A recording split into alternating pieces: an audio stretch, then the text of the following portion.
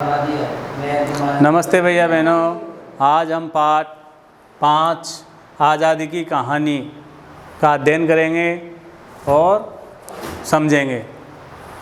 भारत हमारा प्यारा देश है। ये बहुत प्राचीन देश है। ऐसा कहा जाता है कि प्राचीन काल भारत में घी दूध की नदियाँ बहती थी। यानी यहाँ पर भैंसें नहीं, गायें बहुत ज़्यादा थी और उनसे दूध उत्पादन होता था। भारत में रहने वाले सभी लोग सुखी व संपन्न थे।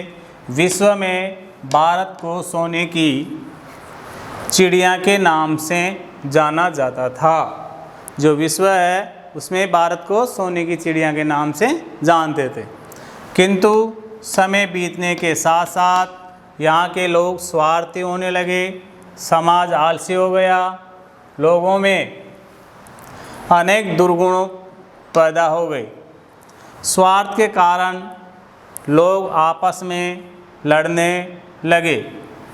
आपसी कूट का लाभ उठाकर विदेशियों ने अंग्रेज इस देश में व्यापार करने आए थे। उस समय जो विदेशी थे अंग्रेज, वो यहाँ पे व्यापार करने के लिए आए हुए थे। किंतु समाज की आपसी फूट देखकर उनके मन में लालच पैदा हो गया। उन्होंने सोचा कि ऐसे समाज पर आसानी से राज किया जा सकता है। यानी जहाँ पर मेल मिलाप नहीं है, एकता नहीं है, तो उस जगह हम आसानी से राज कर सकते हैं फूट डालने के कारण। अतः उन्होंने छोटे छोटे राज्यों पर हमला कर इनको अपने अधिकार में कर लिया। कुछ ही वर्षों में धीरे धीरे उन्होंने सारे भारतवर्ष को अपना गुलाम बना लिया।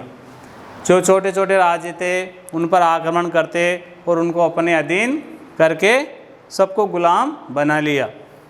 अंग्रेज बड़े चालाक थे। वे बहुत समय तक यहाँ राज्य करना चाहते थे।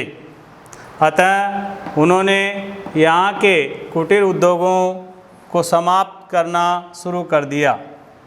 यहाँ का कच्चा माल इंग्लैंड ले जाते, वहाँ से पक्का माल यहाँ लाकर बेचने लगे। वे यहाँ की शिक्षा में इस तरह की बातें जोड़ते गए, जिससे धीरे धीरे यहाँ के लोग अंग्रेज़ों को अपना मालिक समझने लगे। सभी अंग्रेज़ी भाषा को महत्व देने लगे। लोगों में देश प्रेम की भावना कम होने लगी। इस प्रकार की शिक्षा नीति बना दी कि उसमें अंग्रेज़ी भाषा का प्रयोग किया गया और उसको देख कर के सभी लोग जो हैं वो अंग्रेज़ों को अपना मालिक समझने लगे। अंग्रेज़ों ने इस देश की एकता को समाप्त करने का बरकस प्रयास किया। समाज में ऊंच नीच, जाति पाति एवं भेदभाव की दीवार खड़ी कर दी। सारे देश पर पूरी तरह से अंग्रेज़ों का राज्य फैल गया।